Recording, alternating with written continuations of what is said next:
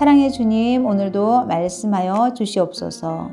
성령의 빛을 비춰 주시옵소서. 예수님의 이름으로 기도드립니다. 아멘.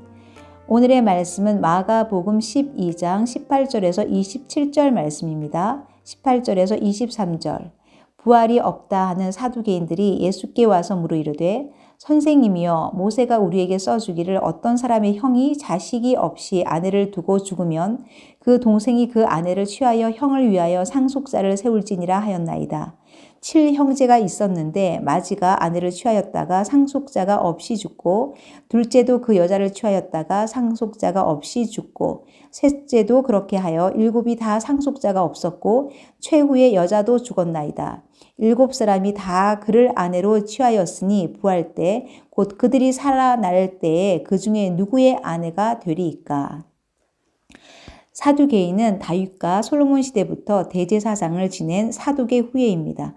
나라가 망해도 대제사장 그룹에 있으면 절대 망하지 않는다는 말이 있을 정도로 오랫동안 기득권을 누린 특권층에 있었습니다. 이 땅에서 부와 권력을 누리며 사니까 오히려 부활이 안 믿어집니다. 사두개인들은 겉으로는 합리적이고 이성적으로 보이지만 잘못된 신앙을 가진 무리입니다. 이 사두개인이 예수님께 와서 후손 없이 죽은 형제를 위해 동생이 후손을 취하던 당시의 계대 혼인법으로 예수님을 올무에 넣으려고 합니다. 상속자 없이 죽은 7형제와 차례로 결혼한 여인이 부활 때 누구의 아내입니까? 하는 질문입니다. 부활의 신비를 모른 채 예수님을 곤란에 빠뜨리려고 한 것입니다. 믿음 없이는 영적 세계의 신비를 깨달을 수 없습니다. 나의 무지와 무능을 인정하며 성령님께 도움을 받아야만 믿음 위에서 천국의 지식을 알 수 있습니다. 24절에서 25절 말씀, 예수께서 이르시되 너희가 성경도 하나님의 능력도 알지 못함으로 오해함이 아니냐. 사람이 죽은 자 가운데서 살아날 때에는 장가도 아니가고 시집도 아니가고 하늘에 있는 천사들과 같으니라.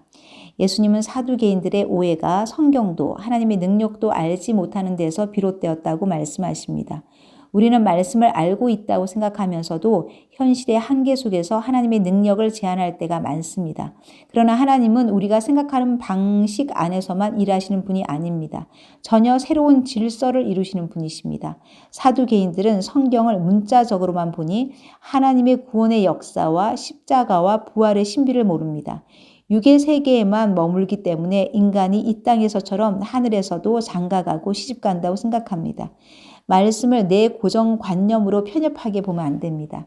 예수님의 십자가의 죽음과 부활을 믿음의 시각으로 봐야만 말씀이 제대로 깨달아집니다. 하늘의 비밀은 내 생각이 아니라 주님이 뭐라고 말씀하시는지를 들어야 합니다. 26절에서 27절 말씀, 죽은 자가 살아난다는 것을 말할진대 너희가 모세의 책 중 가시나무 떨기에 관한 글에 하나님께서 모세에게 이르시되 나는 아브라함의 하나님이요 이삭의 하나님이요 야곱의 하나님이로라 하신 말씀을 읽어보지 못하였느냐? 하나님은 죽은 자의 하나님이 아니요 산 자의 하나님이시라. 너희가 크게 오해하였도다 하시니라. 예수님은 부활을 증명하기 위해 출애굽기 3장의 떨기나무 사건을 인용하십니다. 하나님이 모세에게 나는 아브라함의 하나님, 이삭의 하나님, 야곱의 하나님이다 라고 하셨습니다.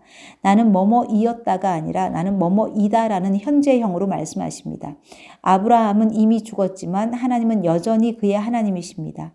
이 말은 하나님 앞에서 그들이 살아있다는 의미입니다. 하나님은 죽은 자의 하나님이 아니요 산 자의 하나님이십니다.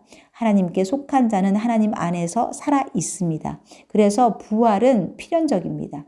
사두개인은 죽음으로 모든 것이 끝나기에 땅에서 잘 먹고 잘 사는 것이 중요합니다. 하지만 예수님은 하나님과의 관계는 언약적 관계이기에 영원하다고 말씀하십니다. 죽음이 끝이 아닙니다. 죽음은 영원으로 이어지는 과정일 뿐입니다. 하나님은 생명을 주시는 분이십니다. 예수님 안에 생명이 있습니다. 그분 안에 부활이 있습니다. 하나님은 죽은 자의 하나님이 아니라 산 자의 하나님이십니다. 이것을 믿으시기를 바랍니다. 적용하시겠습니다. 나는 부활을 믿습니까?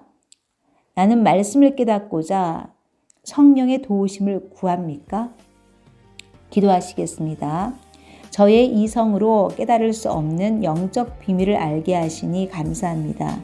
주님의 말씀을 믿을 수 있는 믿음을 주셔서 감사합니다. 죽음이 끝이 아니라 영원한 생명을 약속해 주셔서 감사합니다. 부활이 믿어지는 은혜 주셔서 감사합니다. 그래서 오늘 하루의 소중함을 알게 하시니 감사합니다. 말씀이 더 알아지고 더 믿어지는 은혜를 부어 주시옵소서. 성령의 기름 부어 주시옵소서. 감사합니다. 예수님의 이름으로 기도드립니다. 아멘.